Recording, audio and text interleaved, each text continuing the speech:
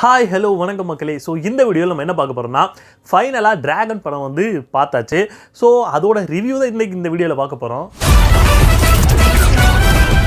கடைசியாக இந்த படம் எப்படி இருக்குன்னு சொல்கிறத விட ஃபஸ்ட்டே சொல்லிடுறேன், வேறு லெவல் இருக்க படம். ஸோ பார்க்கணுன்னு நினைக்கிறவங்க கண்டிப்பாக போய் பார்க்கலாம். இதுக்கு மேலே என்னடா வீடியோ பார்த்துக்கிட்டு நீங்கள் நினச்சிங்கன்னா அப்படியெல்லாம் நினச்சிடாதீங்க. ஏன்னா நானும் கொஞ்சம் கஷ்டப்பட்டு படத்தை பார்த்து ரிவ்யூ போடணும்னு போடுறேன்.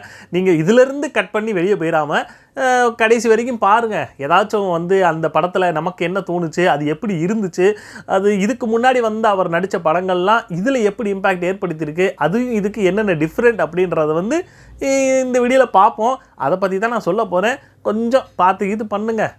சரி, வாங்க வீடியோக்குள்ளே போகலாம். ஸோ இந்த படத்தை பார்க்கும்போது பார்த்திங்க அப்படின்னா ஆல்ரெடி ட்ரெய்லர் வந்து ட்ரெய்லர் வரும்போதே பார்த்திங்க அப்படின்னா நான் வந்து என்னடா இது இந்த ட்ரெய்லர் பார்க்கும்போது எனக்கு சிவகார்த்திகேயன் நடிச்ச அந்த டான் படம் தான் அடிக்கடி கொஞ்சம் வந்து போனதுனால முழுசாக நான் அந்த ட்ரெய்லர் கூட நான் ஃபுல்லாக பார்க்கவே இல்லை. பட் படத்தை பார்க்குறதுக்கான முக்கியமான காரணம் என்னன்னு பார்த்தீங்கன்னா பிரதீப் ஐயோ பேர் மறந்துட்டேனே, ரங்கநாதன். ஆமாம், பிரதீப் ரங்கநாதன் அவர் தான். ஏன்னா இவர் எடுத்த படங்களாக இருக்கட்டும், இவர் நடித்த படங்களாக இருக்கட்டும், ஸோ அது எனக்கு ரொம்ப பிடிச்சிருந்துச்சு. கண்டினியூவாக ஒருத்தர் வந்து ஒரு நல்ல படங்களாக கொடுத்துக்கிட்டு இருக்கும்போது ஒரு நம்பிக்கை இருந்துச்சு. ஓகே, இவர் வந்து இந்த படத்தில் நடிச்சிருக்காரு, ஸோ ஒரு ஓகேவா இருக்கும் அப்படின்னு நம்பி தான் இந்த படத்தை வந்து பார்க்கலான்னு சொல்லி பார்த்தேன். ஆக்சுவலி எனக்கு பேட் பாய்ஸை ரொம்ப பிடிக்கும். ஏன்னா அந்த மாதிரி ஒரு பாய் ஃப்ரெண்டோட காலேஜ் போகும்போது தான் ரொம்ப கெத்தாக இருக்கும்ல. ஸோ ட்ரெய்லரில் பார்த்ததுக்கும் படத்தை பார்க்கும்போதும் வேறு லெவலில் டிஃப்ரெண்ட் இருக்குது. ஏன்னா ட்ரெய்லரில் பார்க்கும்போது நம்ம டான் படம் மாதிரி இருந்துருமோ அப்படின்னு சொல்லி ஒரு டவுட் இருந்துச்சு. ஆனால் இது டானையே தூக்கி சாப்பிட்டுருச்சு. அந்த லெவலில் இருக்குது படம். சூப்பராக இருக்குது. இன்ஜினியரிங் ஹிஸ்ட்ரியிலே 48 பேப்பர் அரியர் வச்சவன் எவனுமே இல்லைல்ல. சரி, ஆளாக நானே இருந்துட்டு போகிறேன். ஏன்னா இந்த படத்தை நீங்கள் பார்த்துக்கிட்டே இருக்கும்போது பார்த்தீங்க அப்படின்னா ஒரு டைம் வந்து லவ் டுடேவோட இவர் நடித்த இதுக்கு முன்னாடி ஒரு படம் நடித்தார்ல லவ் டுடே, அதோட செகண்ட் பார்ட் தான் பார்க்குறோமா அப்படின்ற மாதிரி ஒரு ஃபீல் ஏற்படுத்திடுச்சு. ஸோ அந்த மாதிரி தான் இருக்குது படம். என்ன சைட் அடிக்கிறியா? அடிக்கலன்னு சொன்னால் பச்சை போய் இந்த ட்ரெஸ்ஸில் நீ ரொம்ப அழகாக இருக்கு. ஸோ இந்த படத்தோட கதை என்ன அப்படின்னு பார்த்தீங்கன்னா ஒரு ஒன்லைன் பார்க்கலாம். அதாவது இதுக்கு முன்னாடி நிறைய படங்கள்லாம் வந்திருக்கு, இதே மாதிரியான நிறைய படங்கள் வந்திருக்கு. என்ன அப்படின்னா காலேஜை கட் அடிச்சுட்டு அரட்டை அடித்து என்ன சொல்கிறது சரியாக படிக்காமல் இருந்தாலும் நம்ம வந்து லைஃப்பில் முன்னேறிடுவோம் அப்படின்னு சொல்லி நிறைய படங்களை காட்டியிருக்காங்க. நிறைய பேர் அந்த மாதிரி தான் சொல்லிக்கிட்டு இருக்கானுங்க, டே படிக்காதவன் தாண்டா எல்லாத்தையும் பண்ணியிருக்கான் அப்படின்ற மாதிரி எல்லோரும் சொல்லியிருக்கேன். அந்த மாதிரிலாம் பேசிக்கிட்டு இருப்பாங்கல்ல, அவங்களுக்கு இது ஒரு நல்ல ஒரு செருப்படி. ஏன்னா படித்தா தாண்டா நீ முன்னேற முடியும் அப்படின்ற மாதிரி இந்த படத்தில் வந்து சொல்லியிருக்கிறது வந்து இந்த டைரக்டர் என்னது இவரோட அந்த ஒரு என்ன சொல்கிறது அந்த ஸ்டைலை சொல்லியிருக்காரு. இந்த மாதிரி ஓவர் ஆட்டம் போட்டிங்கன்னா காலேஜுக்குள்ள உங்கள் லைஃப் ரொம்ப கெத்தாக இருக்கும். ஆனால் இந்த காம்பவுண்ட் தாண்டினா ஒரு நாய் கூட உங்களை மதிக்காது. ஸோ இதுதான் இந்த படத்தோட கதை, இதுதான் ஒன்லைனு. ஸோ இதை எப்படி அவங்க வந்து இதெல்லாம் நிறைய படத்தில் பார்த்த மாதிரி தான்டா இருக்குதுன்னு சொல்லி நம்ம நினச்சாலும் இதை எந்த மாதிரி ஒரு டெலிவரி பண்ணியிருக்காங்கன்றது தான் இந்த படத்தில் கொடுத்துருக்கக்கூடிய அந்த ஒரு ஸ்பெஷல்னு சொல்லலாம். எங்ககிட்டேருந்து காசு வாங்கி அதை வீட்டில் சம்பளம்னு கொடுக்குறியே, உனக்கு வெட்கம் மயிரே இல்லையாடா? இந்த படத்தில் நடித்த பிரதீப் ரங்கநாதன் வேறு லெவல் நடிச்சிருக்காரு. ஏன்னா இதுக்கு முன்னாடி நடித்த லவ் டுடேவாக இருக்கட்டும், இப்போ நடிச்சிருக்கிற படம் ரெண்டுமே பார்த்திங்க அப்படின்னா எந்த இடத்துலையும் பிசிறு தட்டாத அளவுக்கு ஒரு படத்தை வந்து ஒரு கொடுக்கணும் அப்படின்னா இது வந்து பார்த்திங்கன்னா ஒரு 3 ஜேர்னரில் வர்ற மாதிரி இருக்கும். ஸ்கூல் படிக்கிற மாதிரியாக இருக்கட்டும், காலேஜ் படிக்கிற மாதிரி இருக்கட்டும், அதுக்கப்புறம் வேலைக்கு போய் ஸோ அந்த மாதிரி 3 அந்த டைம் பீரியடில் வர்ற மாதிரி காட்டியிருப்பாங்க. ஸோ அது எல்லாமே அவரோட கெட்டப்பும் பார்க்கும்போது நல்லா இருந்துச்சு, அவரோட நடிப்புமே சூப்பராக இருந்துச்சு. லவ்வரை தான் பார்க்க முடியும், லைஃப் பார்ட்னரை பார்க்க முடியாது. இவர் மட்டும்தான் இப்படி நடிச்சிருக்காங்களான்னு பார்த்தீங்க அப்படின்னா இந்த படத்தில் நடிச்சிருக்கக்கூடிய நிறைய கேரக்டர் வந்து மனசுக்குள்ளே நிற்கிற மாதிரி இருக்குது. முக்கியமாக சொல்ல போனோம்னா ஒன்று மிஸ்கின், இன்னொன்று வந்து கௌதம் வாசுதேவ் மேனன், அதுக்கப்புறம் நடிச்சிருக்கக்கூடிய ஹீரோயின் நடிச்சிருக்கூடிய அனுபமா அவங்க, அப்புறம் மரியம் ஜார்ஜ், குறிப்பாக சொல்ல போனோம்னா விஜய் சித்து, அந்த ஹர்ஷத் கான். ஸோ இந்த மாதிரி ஒரு என்ன சொல்ல ஒரு பட்டாளமே நடிச்சிருக்கு. ஸோ நிறைய பேர் சேர்ந்துருக்காங்களே, அவங்கெல்லாம் அவங்களோட என்ன சொல் அவங்க பாயிண்ட் வந்து கரெக்டாக நிற்குமான்றது யோசித்து இந்த படத்தில் எடுத்திருக்காங்க. ஏன்னா அவங்கவுங்க வரக்கூடிய போர்ஷன்ஸ் எல்லாமே பார்த்திங்க அப்படின்னா மனசில் நிற்கிற மாதிரி இருக்குது. எந்த இடத்துலையுமே இது வந்து வந்துட்டு வந்ததும் தெரில போனதும் தெரிலன்ற மாதிரி சொல்கிற மாதிரி இல்லாமல் அது வந்ததுக்கு அது ஏதோ பண்ணுச்சுடா அப்படின்ற மாதிரி ஒரு எல்லாரோட கேரக்டருமே நல்லாவே பண்ணியிருந்தாங்க. இடமாச்சா நான் வாழ எப்பயோ கழட்டி விட்டுருப்பேன். இந்த மாதிரி உங்களை நீங்களே அழிச்சிக்காம லைஃப்ல சக்ஸஸ்ஃபுல் ஆகிற வழியை பாருங்க. இந்த படத்தில் பார்த்தீங்க அப்படின்னா நிறைய என்ன சொல்கிறது புது புது சீன்ஸாக இருந்த மாதிரி இருந்துச்சு. பட் இன்னொன்று 2 வந்து பார்த்தீங்க அப்படின்னா ஏற்கனவே பார்த்த படங்களில் வரக்கூடிய சீன்ஸ் மாதிரியே இருந்துச்சு. பட் அது எந்த இடத்துலையுமே நமக்கு வந்து ஒரு சலிப்பு தட்டாத அளவுக்கு இந்த ப்ரெசன்டேஷன் கொடுத்தது மாதிரி தான் இருக்குது. எனக்கு இப்போ 48 பேப்பர் முடிக்கிறதுக்கு இன்ட்ரெஸ்ட் டைமும் இல்லை. எனக்கு இப்போ உடனே சக்ஸஸ்ஃபுல் ஆகும். இந்த படத்தில் உங்களுக்கு என்னென்ன வேணுமோ எல்லாமே இருக்கும். காமெடி இருக்கும்.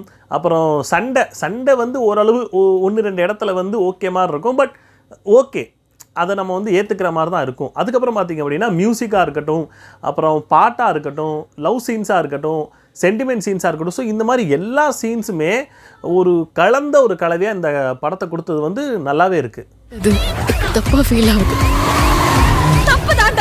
ஆனால் ஒரு தப்பு பண்ணுறதுனால லைஃபே மாறுது. அந்த தப்பு பண்றது தப்பே இல்லை. ஒரு கட்டத்தெலாம் பார்க்கும்போது அவர் வந்து என்ன சொல்கிறது, ஒரு டைம் மிஸ்கின்ட்ட மாட்டிப்பார், இன்னொரு டைம் ஜிவிஎம்கிட்ட மாட்டிப்பார்.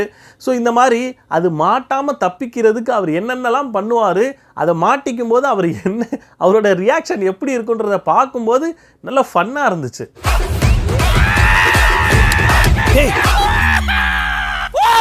என்னடாச்சு?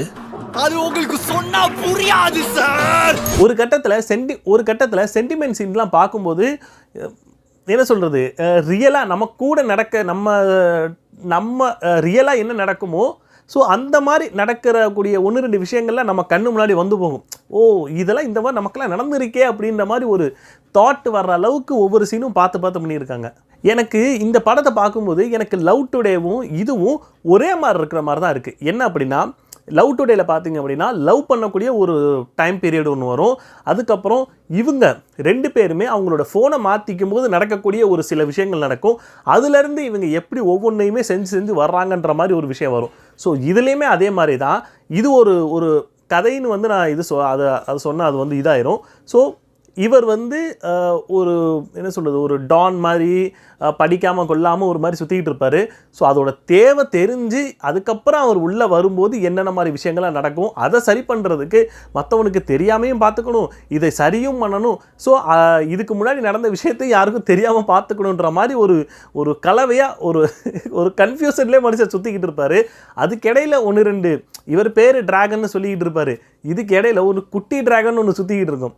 அதை பார்க்கும்போது தான் இவருக்கே ஒரு ஃபீல் ஆகும், ஏன்டா நம்ம இவ்வளோ கேவலமான நடந்திருக்கோம் அப்படின்ற மாதிரி ஒன்று தோணும். அதுக்கு விஜய் சேதுலாம் செம்ம கவுண்டர் கொடுப்பாரு. விஜய் சேதுலாம் நிறைய இடத்துல வந்து கவுண்டர் கொடுத்துருப்பாரு.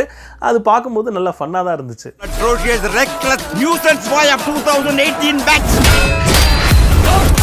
ஸோ அதுக்கப்புறம் ஒரு சென்டிமெண்ட் சீன்னு பார்க்க போனோம்னா அதுவுமே ஒரு ரசிக்கும்படியாக தான் இருந்துச்சு. குறிப்பாக சொல்ல போனோம்னா மரியம் ஜார்ஜ் அவர் வந்து பிரதீப் ரங்கநாதன்ட்ட வந்து பேசக்கூடிய அந்த சீன்ஸாக இருக்கட்டும், கடைசியாக கிளைமேக்ஸ் கிட்ட வரும்போது ஒரு சீன்லாம் வரும். அதெல்லாம் என்ன சொல்கிறது, ஃபேமிலி ஆடியன்ஸாக இருந்தால் கண்டிப்பாக அழுகாமல் யாரும் இருக்க மாட்டாங்க. அந்த அளவுக்கு ஒரு என்ன சொல்கிறது எமோஷ்னலாக அந்த சீனை வந்து கொண்டு போயிருப்பாங்க. அவன் நம்ம கிடைச்ச வரம்மா, எப்படியாவது அந்த 10 லட்சத்தை நாம விரட்டி கொடுக்கணும். ஸோ இந்த படத்தில் நெகட்டிவ் அப்படின்னு நீங்கள் சொல்லணும் அப்படின்னு நினச்சிங்கன்னா எனக்கு தெரிஞ்சு இந்த நெகட்டிவ்லாம் ஏன்னா இதில் இருக்கக்கூடிய பாசிட்டிவை பார்க்கும்போது நெகட்டிவ்லாம் ஒன்றும் வேணாங்க. நிறைய படங்கள் நம்ம பார்த்துருக்கோம், நம்பி போய் உட்காந்துருப்போம், ஆனால் அந்த படங்கள் வந்து கவுத்து விட்டுரும். ஆனால் இந்த படம் வந்து நீங்கள் போய் பார்க்கலாம், நான் கண்டிப்பாக போய் பார்க்கலாம், ஃபேமிலி ஆடியன்ஸோடு போய் பார்க்கலாம். உங்களுக்கு ஒரு ஃபன்னான ஒரு என்டர்டெயின்மெண்ட்டான உங்களுக்கு என்ன சொல்கிறது என்ஜாய் பண்ணி இந்த படத்தை வந்து பார்க்கலாம். அந்த லெவலுக்கு இந்த படம் வந்து நல்லா பண்ணியிருக்காங்க. என்னடாச்சு? அது உங்களுக்கு சொன்னா புரியாது சார். இந்த படத்தில் பார்த்தீங்கன்னா ஃபேமிலி ஆடியன்ஸ் எந்தெந்த இடத்துல ரசிப்பாங்கன்றத அழகாக இந்த படத்தில் அந்தந்த இடத்துல வந்து ஒவ்வொரு காமெடி சீனாக இருக்கட்டும், ஃபன்னான சீனாக இருக்கட்டும், அது நல்லாவே இருந்துச்சு. குறிப்பாக சொல்ல போனோம்னா லவ் டுடேல வந்து சார்ஜர் தேடி ஓடிக்கிட்டு இருப்பார் தெரியுமா? ஸோ அதே மாதிரி இதுலேயும் ஒரு சீன் வரும், கையிலேயே கட்டிக்கிட்டு துண்டை மட்டும் கட்டிக்கிட்டு ஓடிக்கிட்டு இருப்பார். அந்த சீனுமே பார்க்கும்போது கொஞ்சம் நல்லா தான் இருந்துச்சு. அப்போ அது சொன்னால் அது வந்து என்ன சொல்ல ஸ்பாய்லர் ஆயிரும். ஸோ இது வரைக்கும் நான் சொன்னதை வச்சு உங்களுக்கு தெரிஞ்சிருக்கும் படம் எந்த லெவலில் இருக்குன்னு. ஸோ பார்க்கணும் அப்படின்னு நினச்சிங்கன்னா கண்டிப்பாக தேட்டரில் போய் பாருங்கள். ஏன்னா தேட்டரிக்கல் ஒரு என்ன சொல்கிறது எக்ஸ்பீரியன்ஸை கொடுக்கக்கூடிய இந்த படம். ஏன்னா அந்த இதில் போய் பார்த்தீங்கன்னா அதோட எக்ஸ்பீரியன்ஸே வேறு லெவலில் இருக்கும்.